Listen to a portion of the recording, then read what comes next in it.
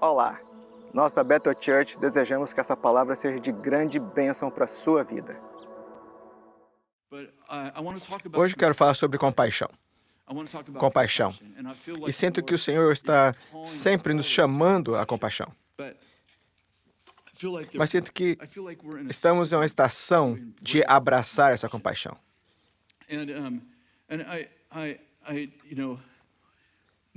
Quando Jesus foi ao túmulo de Lázaro, Lázaro havia morrido e Marta havia chamado Jesus.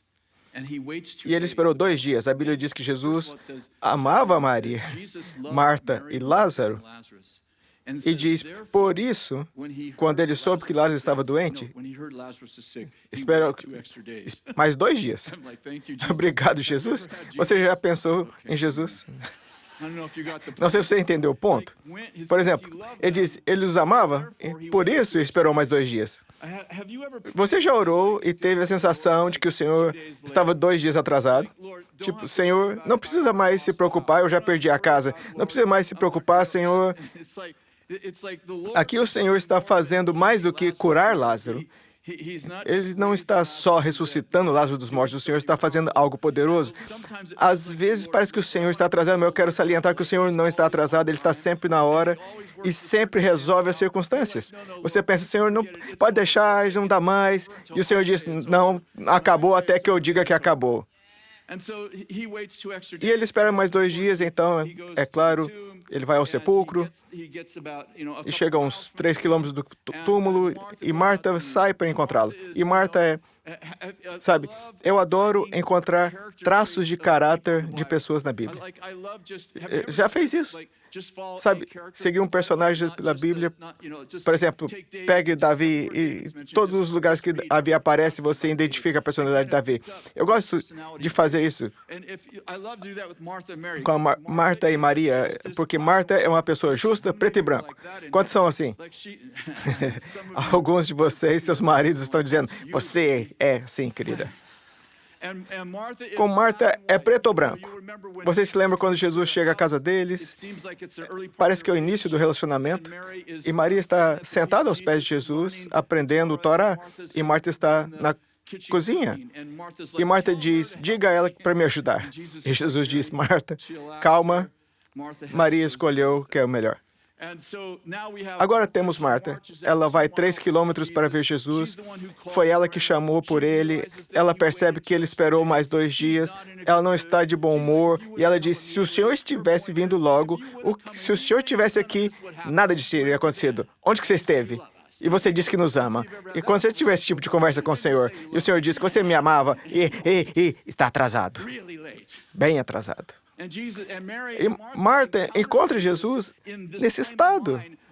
Estou chateada porque o Senhor esperou mais 2 dias. O Senhor deveria estar aqui, isso não deveria ter acontecido. Mas ela diz, mas mesmo agora o Senhor pode consertar. Porque tudo que o Senhor pediu ao Pai, Ele lhe dará. E ela tem esse discurso com Jesus sobre a ressurreição. Ela diz, eu sei que nos últimos dias meu irmão ressuscitará. E Jesus lhe diz, Marta, eu sou a ressurreição e a vida. Se você crer nisso, nunca morrerá. E então ele pergunta, você crê em mim? E ela diz, eu tenho, tempo passado, crido que você é a ressurreição e a vida, e o Senhor é aquele que veio como Cristo. Como uma bela parte da história, entendo que é um pouco discutível, mas as mulheres não aprenderam o Torá nos 400 anos de Malaquias a Mateus. A maioria das mulheres não aprendeu o Torá. De fato, era ilegal na maioria das cidades ensinar o Torá às mulheres.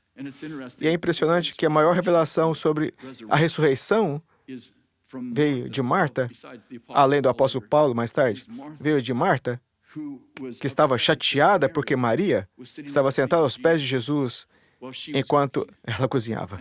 E Jesus disse, venha aprender o Torá. E ela aprende sobre a ressurreição e diz a Jesus, eu creio. Um versículo é um tanto cômico para mim. Ela diz que quando Marta foi até Maria, ela lhe disse em segredo, estou procurando o versículo, ela disse em segredo, o professor está aqui e está te chamando. Em segredo, o professor está aqui. Porque quantos sabem que ele poderia ser o Salvador, ele poderia ser o Cristo, mas para as mulheres, ele não deveria ser o professor. E Marta diz a Maria, em segredo, o professor está aqui.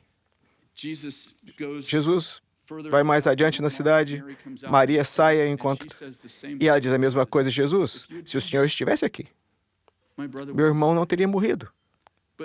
Mas ela não tem uma conversa teológica com Jesus. Ela permanece com fato. E quando Jesus encontra Maria, diz, quando Maria chegou ao lugar onde Jesus estava, ao vê-lo, lançou os seus pés, dizendo, Senhor, se estivesse aqui, meu irmão não teria morrido. Jesus, vendo-a chorar, e bem assim os judeus que a acompanhavam, agitou-se em espírito e comoveu-se. E perguntou, onde você sepultaste? E ele disse, venha e vê. E então tem essas palavras poderosas. Jesus chorou. Eu quero ressaltar algo que entre Malaquias e Mateus, 400 anos, como eu disse. Nesses 400 anos, uma religião foi incorporada ao Velho Testamento. É chamada de judaísmo. E nesses 400 anos, no Velho Testamento, haviam 252 mandamentos, incluindo os 10 mandamentos. Toda a lei levítica, se pegasse todos eles e os somasse, incluindo os 10 mandamentos, eram 252. Na época que Jesus veio e viveu na Terra, haviam 613. Quer saber por que Jesus falou sobre os fariseus acrescentarem leis? Eles acrescentaram todas essas leis. A propósito, 90 dessas leis eram contra as mulheres. E os fariseus e os escribas e os saduceus, em sua maioria, desprezavam as mulheres. E eram assim. Chorar era trabalho de mulher. Os escribas e os fariseus transformaram a igreja num lugar sem emoções, vilanizando a emoção como fraqueza, um drama desnecessário adequado apenas para mulheres. Quando Jesus encontra Maria e a vê chorando, sua reação é muito diferente do que a de Marta. Ele foi movido por compaixão. O texto diz, agitou-se no espírito. Ele sabe que está prestes a ressuscitar Lázaro dos mortos. Tudo que ele precisa dizer é, ei, Maria, calma. Estou prestes a ressuscitar o seu irmão dos mortos. Já resolvi isso teologicamente com Marta. E estou aqui prestes a resolver isso na prática com você. Vou ressuscitar seu irmão. Pare de chorar. Mas Jesus não está tentando glorificar a si mesmo ao ressuscitar Lázaro. Ele também está tentando mudar a cultura e dizer a Maria e a todas as mulheres, eu te entendo. Ouça, compaixão e emoção não são tarefas de mulher, faz parte da natureza de Deus. E ele se conecta com seu choro. E ele chora com ela. Ouça, ele chora com aqueles que choram e com os que estão em luto. Não porque ele não acha que não possa fazer nada, mas é porque está tentando se conectar com as pessoas por meio da compaixão. O Senhor está dizendo que ele se move por meio de compaixão.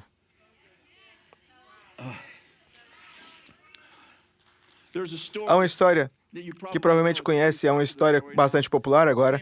Ela foi tirada do livro Os 7 Hábitos das Pessoas Altamente Eficazes. É um ótimo livro. Ele conta a história de estar em um metrô de Nova York. E ele está no trem, e tem estado lotado de pessoas, e um homem entra com seus 2 filhos. Desculpe. Um homem entra no trem com seus 2 filhos, e ele senta ao lado dele. Ele se senta ao lado desse pastor, professor, o líder, não me lembro qual. E as crianças estão por toda parte. Estão nos bancos, pulando, gritando, fazendo essa grande bagunça. E o homem, o pai, não está fazendo nada. O pai está sentado em silêncio, aparentemente ignorando o que está acontecendo. O homem que está sentado ao lado dele está ficando frustrado. Ele diz, você deveria fazer alguma coisa. Não consegue ver o que esses garotos estão fazendo? Eles estão fazendo essa grande drama. E ele diz, Eu não queria ofendê-lo, mas eu queria dizer, talvez você deva fazer alguma coisa. E ele se vira para o homem e diz, gentilmente, Senhor, os seus filhos estão criando uma grande bagunça. Talvez o senhor devesse fazer alguma coisa. E o pai se vira a ele e diz, sinto muito. Nós viemos do hospital e a mãe deles morreu. E eu acho que eles não sabem como lidar com isso, assim como eu. E ele diz que, a partir daquele momento, passou da justiça para a compaixão.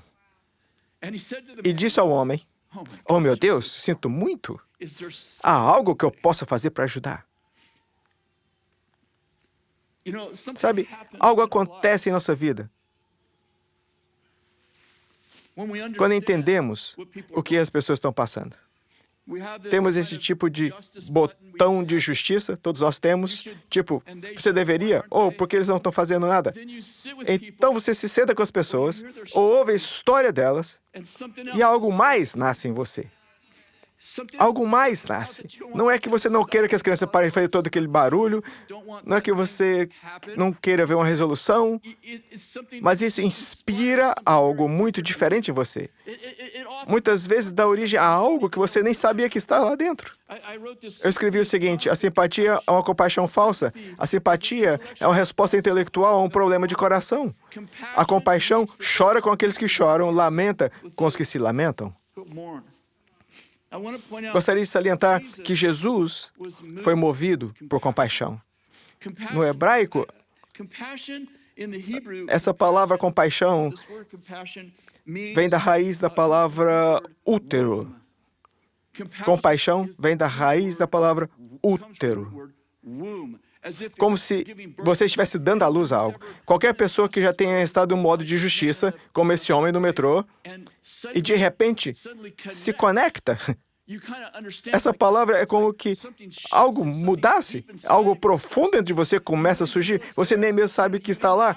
Você encontra algo assim e fica furioso porque esse cara não está cuidando dos seus filhos. Essas pessoas estão furiosas e você está sentado ao lado dele. E de repente houve uma história e algo muda tão rápido e nem mesmo sabia que estava em você. Ela começa a fluir de você, quase te choca. Outra palavra em grego, para compaixão, significa partes mais íntimas. E é parcialmente a palavra coração, fígado e pulmões. Mais uma vez, a compaixão não é do tipo, mano, te entendo. Sim, sabe, tá difícil, as coisas estão apertadas. Já passei por isso. Compaixão não é isso. Compaixão é quando eu me conecto e digo, me lembro como foi. Quando não tinha comida, nossos amigos deixaram 6 sacolas, isso realmente aconteceu, na frente da nossa casa e abrimos a porta e abriam 6 sacolas de comida. E algo nasceu em nós. Algo acontece quando você se conecta com as pessoas de coração para coração, além das ideias, sem nenhuma presunção, que é nojenta. Você para de julgar o que as pessoas estão fazendo, porque entra no mesmo buraco que elas e diz, eu te entendo. Deixa-me dizer, talvez eu não concorde com você, talvez não aceite as suas posições políticas, suas posições teológicas ou filosóficas, mas eu te entendo.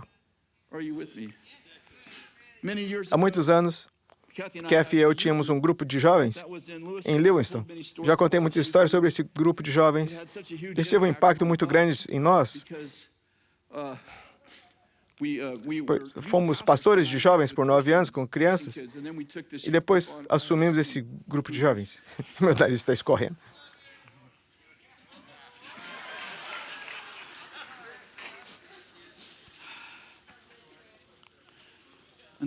E assumimos esse grupo de jovens, uma história muito longa, não é uma refeição principal de hoje, então vou resumi-la. Aceitamos 37 jovens em liberdade condicional. Esse foi o nosso acordo. Trabalhamos no departamento de liberdade condicional por 6 semanas, cuidando de 37 jovens na incondicional. Na primeira noite, separamos 5 brigas. Foi terrível. Foi um inferno. E nunca havíamos trabalhado com crianças assim. Embora eu tenha me criado nesse meio, nunca havia trabalhado com crianças assim. E tínhamos uma quadra de basquete no ginásio, uma quadra de vôlei, e a Kathy trabalhava com as crianças no vôlei, e eu trabalhava com as crianças no basquete. E era um caos. Depois de 6 semanas, porque tínhamos um acordo contratual de 6 semanas, acabamos amando essas crianças e ficamos lá por 5 anos. Essa é outra história. 2 vezes por semana por 5 anos. Tem muitas histórias desse grupo. Vou lhe contar uma história, só para que você tenha uma ideia de como era ruim. Bem, antes haviam drogas e facas, armas e brigas. É uma daquelas situações em que você não sabe se você está ajudando alguma coisa. Lembro desse garoto, deveria ter uns 10 anos de idade, a Kathy estava tentando organizar as crianças para a quadra de vôlei. Para você ter uma ideia de como é que era, 120 crianças amontoadas em um ginásio que não tivessem nenhuma educação. Nunca lhes foram dito não.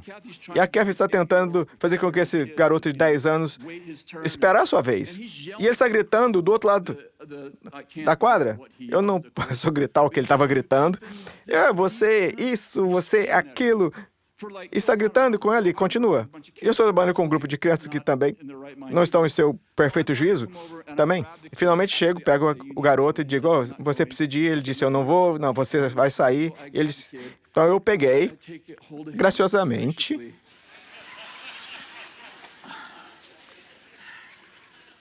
levei-o até a porta e dou um empurrãozinho. Bem, sua mãe voltou cerca de 1 hora depois. Sua mãe chega com cerca de 8 vizinhos com paus. E eles querem me matar. Eu poderia continuar. Toda semana havia um incidente. Depois de cerca de 1 ano, eu tive essa ideia. Li um livro, tive essa ideia que eu deveria trabalhar com os pais para ajudá-los a pastorear seus filhos.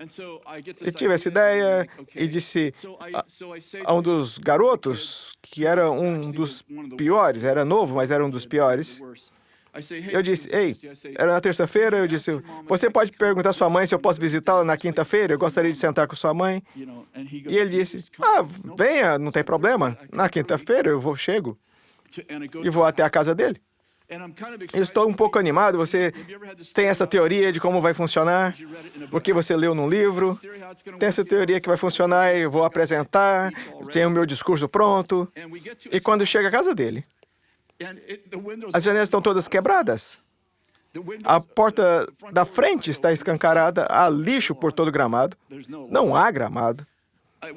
Entrei na casa e a mãe dele está sentada no canto com a agulha no braço. E ele não tem pai. Para mim, foi aquele homem no metrô. Eu havia trabalhado com essas crianças por 1 ano, mas algo nasceu em mim, algo profundo, algo difícil de explicar, mas fácil de vivenciar. Algo nasceu em mim e eu pensei, oh meu Deus! Logo descobri que tínhamos uma família com 3 crianças, entre 120 crianças, que tinham um pai. Quero dizer, qualquer pai. Não me refiro ao pai deles, me refiro a qualquer pai. E comecei a perceber, estamos exigindo algo dessas crianças, não conseguem fazer, eles nunca fizeram isso antes. Pessoas da igreja vinham ajudar. E as crianças diziam, F isso e P aquilo. E você não deveria falar palavrão. Palavrão não é nem... Não estamos nem nos importando com palavrões agora. Sabe o que eu estou dizendo? Eles dizem, vamos pôr regras. Escute, não preciso que você venha aqui com regras até que você dê à luz a algo, porque você não entende o que está acontecendo aqui. Você nem sabe o que está acontecendo aqui. Estamos tentando impedir um menino de usar palavrões e eu estou dizendo, você está falando sério? Eu estou com 3 anos daí. Nem me importo com isso.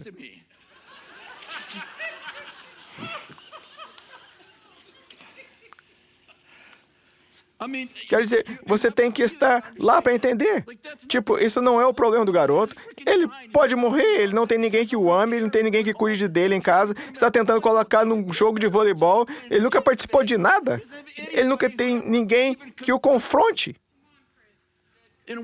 E criamos 3 filhos. O mais velho saiu desse grupo. Antes disso, era como se eu disséssemos: não consigo interagir com eles como eu interajo com os meus filhos. Meus filhos cresceram com amor, disciplina e carinho.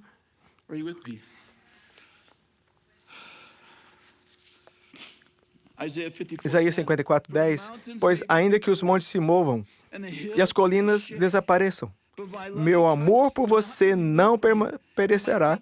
A aliança da minha bênção jamais será quebrada, diz o Senhor que tem compaixão de você. Mateus 12:7. Jesus disse: se vocês soubessem o que significa, eu desejo misericórdia, não sacrifícios. Se vocês soubessem o que significa, eu desejo misericórdia, não sacrifícios, não teriam condenado os inocentes. Ouça, o sacrifício é importante, nós pregamos isso aqui. Todos nós sabemos que o sacrifício, aquele passo além da conveniência, é importante.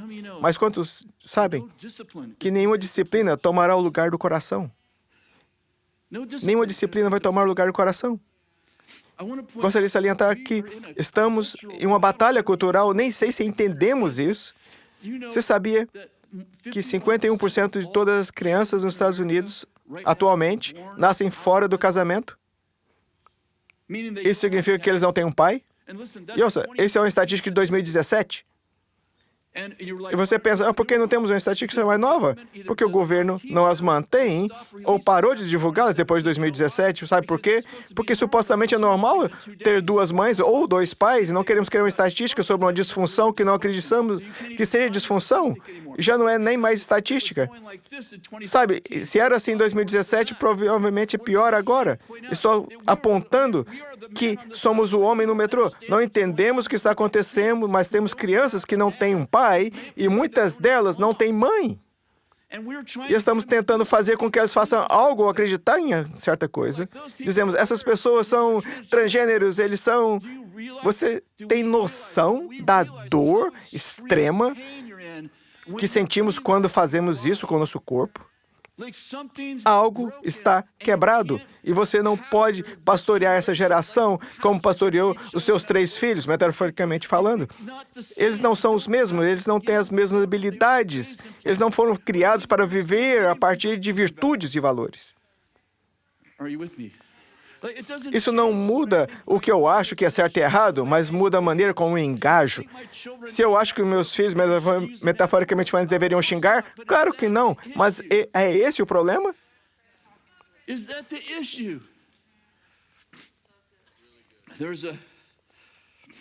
Há uma grande história, você conhece, está em Lucas 10. É a história do bom samaritano, é uma bela história. Eu vou ler primeiramente a primeira parte. Levantou-se um doutor da lei e pôs Jesus à prova, dizendo, mestre, o que devo fazer para herdar a vida eterna? E ele respondeu, o que está escrito na lei? Como lhe parece? Respondeu-lhe, amarás o Senhor teu Deus de todo o teu coração, de toda a tua alma e todas as tuas forças, e de todo o teu entendimento, e o seu próximo como a si mesmo. Você sabe que não tem nenhum versículo que diga isso no Velho Testamento? Não, nenhum versículo que diga amarás o Senhor teu Deus de todo o seu coração, toda a alma e todas as tuas forças e amarás o teu próximo como a si mesmo. Não há nenhum versículo que diga isso. São 2 versículos de 2 livros diferentes. Estou apontando isso por um propósito. Deuteronômio diz, amarás o Senhor teu Deus de todo o teu coração, alma e força. Isso é Deuteronômio 5.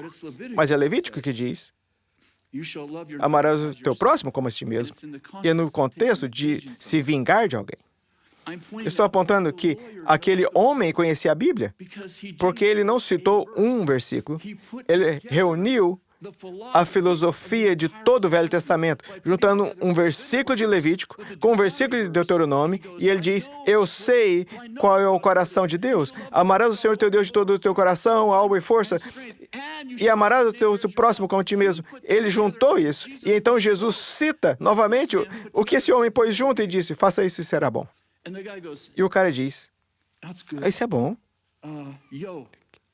quem é meu próximo? Quem é meu próximo? E Jesus lhe conta uma história de um homem que leva uma surra. Conhece a história? O cara leva uma surra bem feia. E um sacerdote passa por ele. O sacerdote o vê e atravessa a rua e dá a volta. Por que o sacerdote atravessa a rua? Porque ele sabe que se ele encontrar com uma pessoa em dor, algo de seu ventre vai nascer. Ele não pode evitar. Isso vai acontecer. Você se depara com dor e algo acontece. Ou você levanta um muro, atravessa a rua, ou precisa se conectar. Porque quando você se conecta com compaixão, algo em você quer ajudar. Então, o levita passa. Ambos são judeus, certo? Ele passa e vê o cara e pensa, eu não posso encontrar isso. E ele faz a mesma coisa, ele atravessa a rua e não dá a luz a algo. Estou fazendo algum sentido? E de repente, o Senhor Jesus lhe diz, e há também um samaritano. Conhece o samaritano? Ele é o cara do outro lado político. Ele é o cara do outro lado étnico. Ouça, ele é o cara que você não gosta. Se você gosta da CNN, ele é da Fox. Se você é da Fox, ele é da CNN. Ele é o cara que é pró-vida quando você é pró-escolha. Ele é o pró-escolha quando você é pró-vida. Ele está dizendo ao homem que é judeu, e o samaritano o vê, e o que ele faz? Ele também atravessa a rua, mas para encontrá-lo. E então ele disse, e movido de compaixão. O samaritano foi movido por compaixão. O cara com quem você não concorda foi movido por compaixão. O cara que você não suporta, esse samaritano, que você não suporta esses caras, ele foi o único que foi movido por compaixão.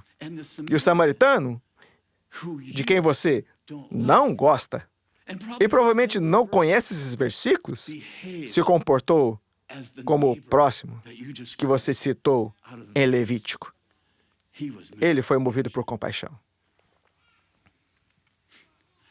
Are you with me?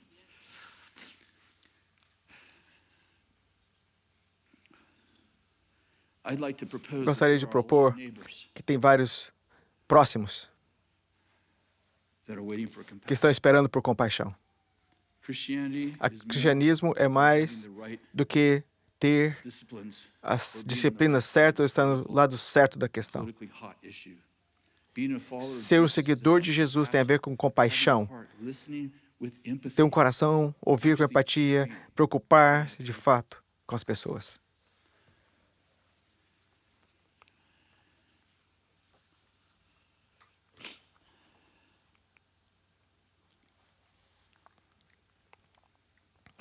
Gostaria de propor que há muitos próximos aqui.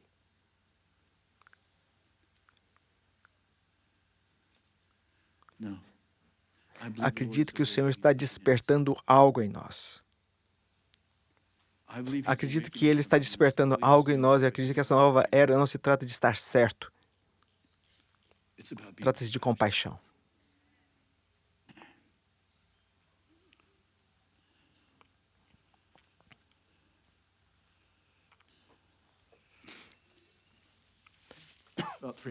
Há cerca de 3 meses, temos um cavalo que a Kathy adora. E ele estava doente há meses. A Kathy o levou ao veterinário e ele disse, bem, provavelmente ele não vai sobreviver, tem menos de 50% de chance. E a Kathy pensou, se ele tiver uma chance, eu vou cuidar desse cavalo. Isso significava um monte de dinheiro com o qual ela não se importava. Estou sendo engraçado. Ela tinha bandagens que precisavam ser trocadas o tempo todo, tinham certas comidas para comer, tinha que ficar no curral, tinha que ter uma cama, tinha que ter essas coisas malucas. Ela estava fazendo tudo isso há meses. E todos os dias ela ia checar 4 ou 5 vezes, de mudar isso e fazer aquilo, chamar o veterinário, fazer isso e aquilo. Uma noite, ela disse, acho que ele finalmente está melhorando. Parece que está com mais energia. Na manhã seguinte, eu acordo com um grito. E eu a ouço correndo em direção à casa. O Dreamer está morto, o Dreamer está morto. Ela And she's disse, just like, morto. Não can't. posso acreditar. We walk out. Nós saímos, coloquei meus braços em volta dela. Sometimes E sabe, às vezes não há nada a dizer. there's nothing to say. Não há nada a dizer. And for the E next nos dias seguintes, many days, we laid him down. ficamos deitados na cama. It's not my horse. Não é meu cavalo. I don't like horses. Não gosto de cavalos. I like them Gosto less cada vez menos and less deles. every day.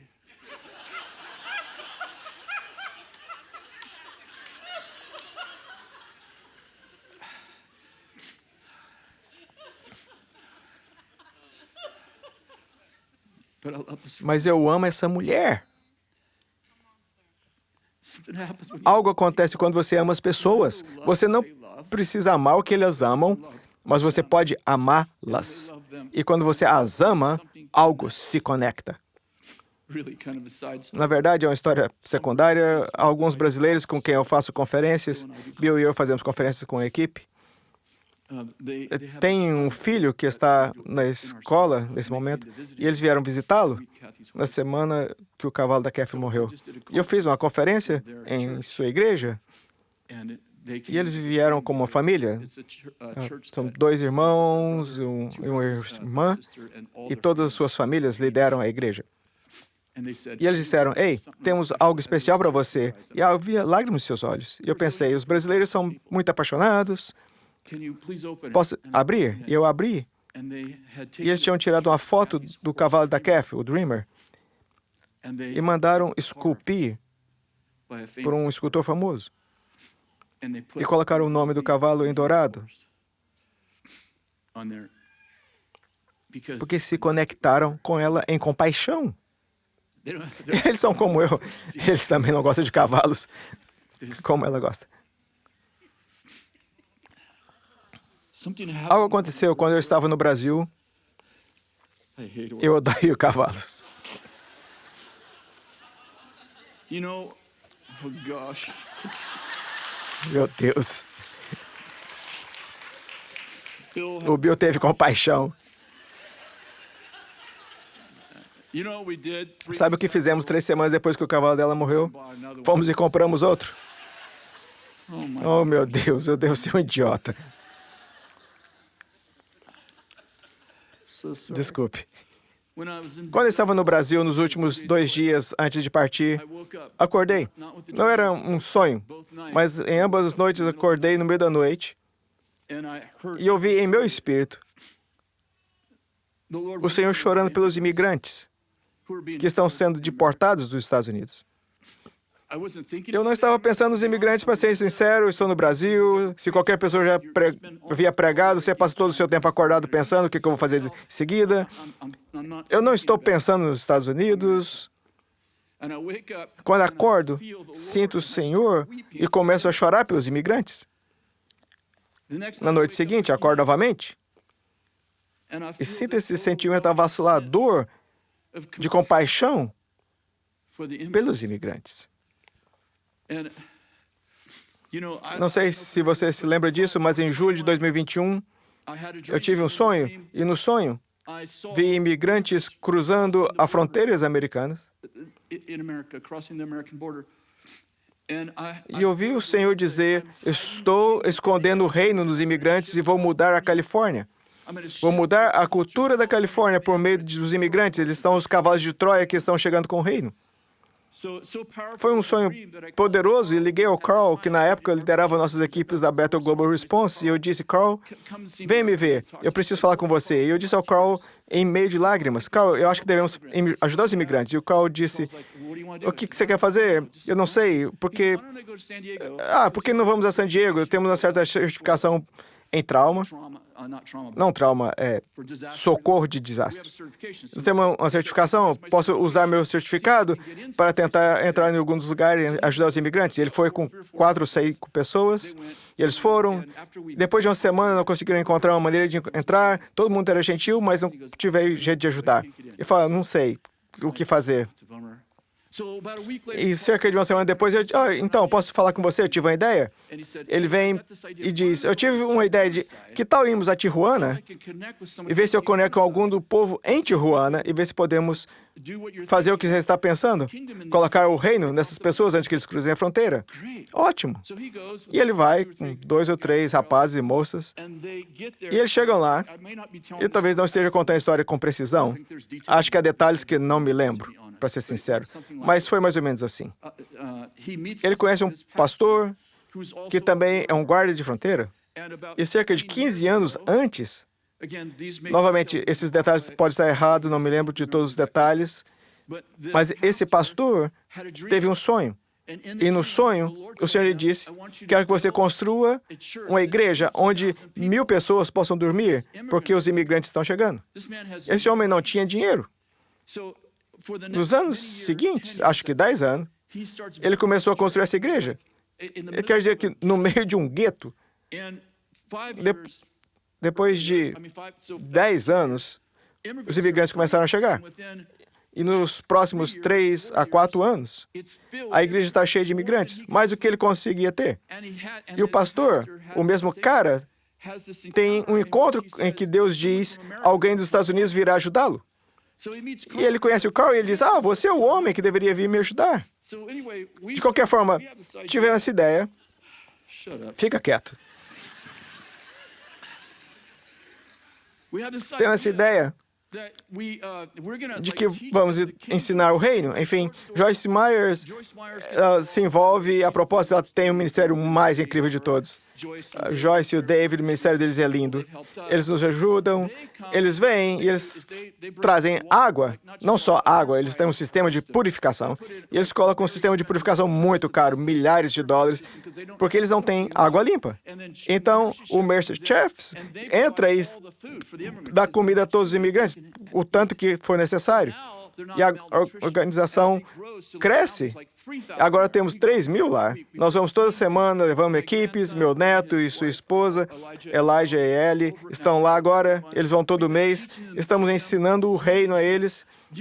Você sabe por que muitos deles não podem cruzar a fronteira legalmente? Não todos, mas a maioria deles é analfabeta, eles não sabem como preencher os formulários. No ministério, eles os ajudam a preencher os formulários. E está demorando cerca de 6 meses para que eles consigam atravessar a fronteira legalmente.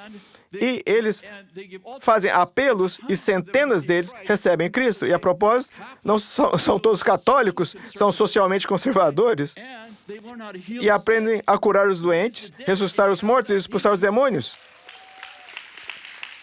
E eles são tão inocentes que só fazem.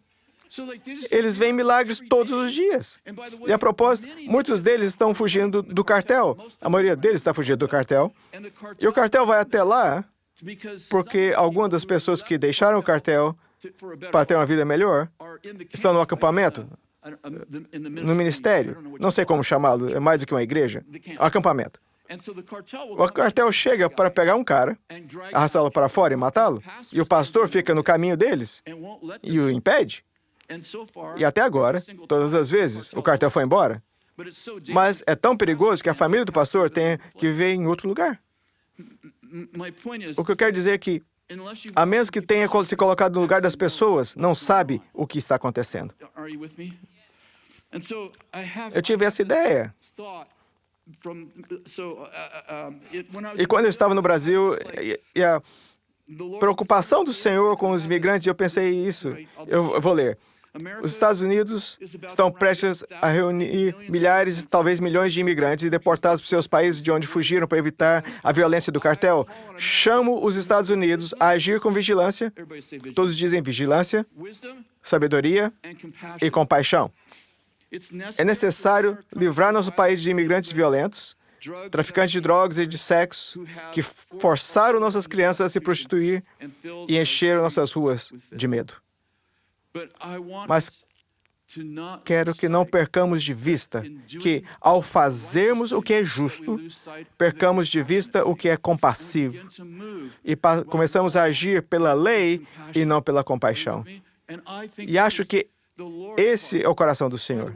A propósito, eu lembro que em 1942 a 45, depois de Pearl Harbor, reunimos todos os cidadãos japoneses em nosso país e os colocamos em campos de concentração por 3 anos, porque tínhamos medo do impacto que eles estavam causando em nosso país. Ouça, eu sei que é diferente, vou ser claro, entendo que são situações diferentes. O que eu quero dizer é que agimos por medo e colocamos pessoas em campos de concentração e, a propósito, há 10 anos atrás, 12 anos atrás, nos arrependemos publicamente do que fizemos com nossos próprios cidadãos japoneses por tentar nos manter seguros. Precisamos agir com vigilância, precisamos agir com sabedoria, mas precisamos agir com compaixão. Porque a maioria das pessoas, todos digam a maioria das pessoas que estamos deportando não são pessoas más que estão tentando matar as pessoas. Há muitos, e eu concordo, a propósito, acredito na imigração legal, estou desse lado, estou animado pelo que estamos fazendo e agora estou sentindo uma coisa diferente. Eu explicaria assim, eu sou o cara que chegou e disse, eles deveriam parar de falar palavrão. E agora eu sou o cara que diz, eu fui à casa deles. E eu digo, há algo mais fluindo de mim. Sim, isso precisa ser consertado, mas há outro problema. Eu quero que estejamos do lado não só da justiça e não só do sacrifício, mas da compaixão. E quero que percebamos que esses são seres humanos que precisam ser amados. E precisamos agir, nós podemos fazer isso, e eu chamo os Estados Unidos a fazer isso com grande compaixão. E podemos ser um país que não só faz a coisa certa, mas que faz a coisa certa da maneira certa. Quero que sejamos o samaritano, que é movido pela compaixão e que faz a coisa certa da maneira certa. Levante-se, por favor, quero orar.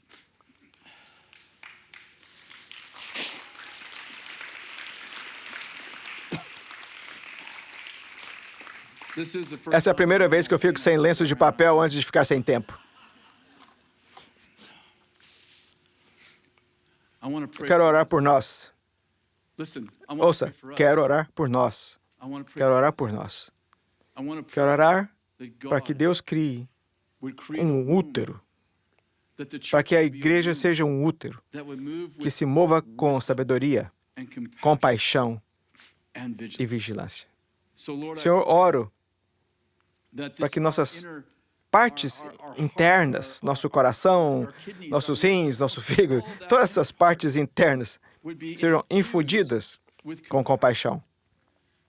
Que quando vimos pessoas no metrô se comportando de maneira inadequada, que nossa primeira resposta não seja a lei, que a nossa primeira resposta seja o coração. E eu oro, Senhor, para que nos dê, como crentes, um coração puro, que nos dê compaixão, que nos ajude a nos comportarmos com o coração do Senhor. E, nesse caso, para o imigrante. Em nome de Jesus, amém. Se você está aqui, muito obrigado. Se você está aqui hoje e não conhece o Senhor, ou talvez tenha se afastado, ou esteja no chat, esteja online, eu adoraria que você conhecesse Jesus. E se for você, levante a mão. Eu adoraria orar com você rapidamente. Se você estiver online, coloque no chat, quero receber Jesus, ou quero voltar para Jesus. Há alguém aqui que gostaria de receber Jesus hoje? Muito bom. Deus os abençoe. Muito obrigado por ouvirem.